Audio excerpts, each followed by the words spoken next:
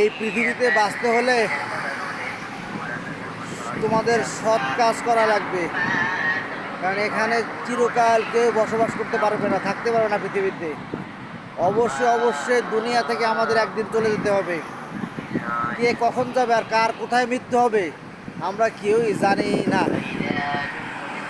তার জন্য আল্লাহকে বেশি বেশি ডাকতে হবে, আল্লাহ জিকির করতে হবে, তার কাছে পানা চাইতে হবে, আল্লাহ এই দুনিয়া থেকে নিয়ে যাও, দুনিয়া ভাল লাগে না, দুনিয়ার মানুষ ভালো না, দুনিয়ার কোনো কিছু ভালো না। যার যার কাছে সেই ব্যস্ত থাকে, যার যার কাজে সেই ব্যস্ত, কিন্তু যে পৃথিবীতে পাঠাইছে আমাদের তার কথা কখনো মনে আসে না। আত্মা এমনইভাবে আল্লাহ সৃষ্টি করেছে, আর সবসময় যদি আত্মার ভিতরে ভয় রাখতো সৃষ্টিকর্তার, মানুষ তো কোনো কাজকর্ম করে খেতে পারতো না, খাবার গালের ভিতরে যাইতো না, শুধু কবরের চিন্তা করতাম।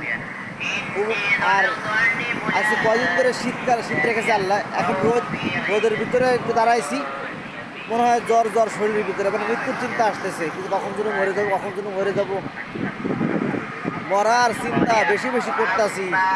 মৃত্যু আমাদের অবশ্যই হবে, দুনিয়া থেকে চলে যেতে হবে। এর জন্য ভালো সম্পর্ক রাখবে আল্লাহর সাথে, আল্লাহ আমাদের দুনিয়া থেকে যাতে জান্নাতে যাইতে পারে সেভাবে ইবাদত বন্দেগি করতে হবে। কলেমা পড়ে যেন আমাদের যখন মৃত্যু হয় তওবা করি, সবাই তো একসাথে সবসময় তওবা দোয়া করো আল্লাহর কাছে, যে মৃত্যুর সময় যেন কষ্ট না পাই, জাহান্নামে যেন না যাই।